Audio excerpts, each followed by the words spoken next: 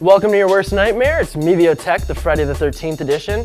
Deja vu, right? I mean, didn't we just have one of these last month? Oh well, as long as I don't walk under any ladders or see any black...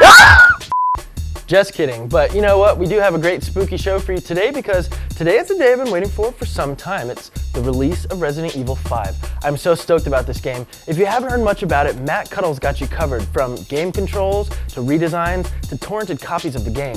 Games Weasel TV is ready to play.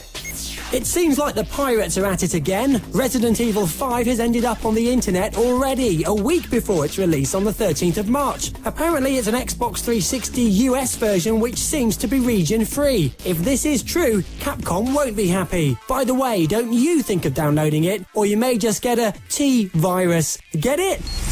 If you thought Capcom were going to give us two control schemes to suit our tastes in Resident Evil 5, think again. It's been confirmed the control scheme they use in the demo is the only way to play. It is fiddly, but I'm sure we'll all get used to it, won't we? And finally, according to Capcom, their little redesign of Resident Evil 5 had nothing to do with claims it was a little bit racist. Now there's a more ethnically diverse couple of zombies and an ethnic partner to the main character. They're still all mindless monsters after the blood though, so don't feel bad about shooting any of them. Man, I cannot wait to get my grubby little hands on that game.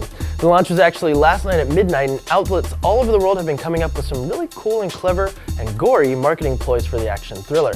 For example, yesterday in London's Trafalgar Square, Capcom set up a treasure hunt where participants had to find spare body parts for points. Yes, spare body parts. Hot.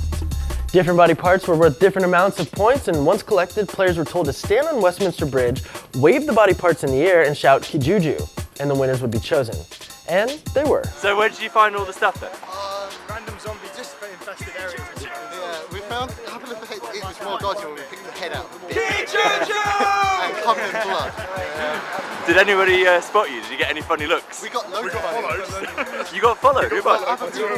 Other people looking for the stuff, we got followed. You didn't get into any sort of limb-related fights at any point then, no? Only with each other. Well, listen lads, congratulations and enjoy the game. One last Kijuju for me, please. Kijuju!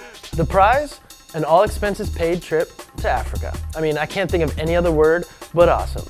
Hollywood fanboys, listen up. Today in LA, Capcom is teaming up with the American Red Cross for a Resident Evil blood drive in one of the most unique and mutually beneficial cross promotions I've ever heard of. So if you're in the LA area between 11 and 5 p.m., you should check it out for your chance to win a red Resident Evil Xbox 360 Elite bundle. Check the show notes for a link to the details.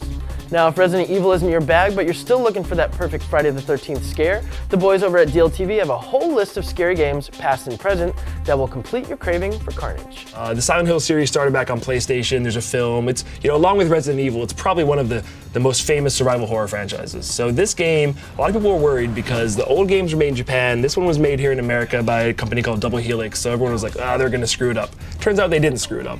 It's just like the old games. In fact, maybe a little bit too much like them. If you've played those, the combat, the puzzles, very familiar, but the graphics and sound are amazing. It's the first next-gen game. It's on PS3, 360, and PC, and the graphics are phenomenal. So just as an audio-visual experience, on Halloween night, you sit down with this, you're gonna get really freaked out. All right, so that's just creepy.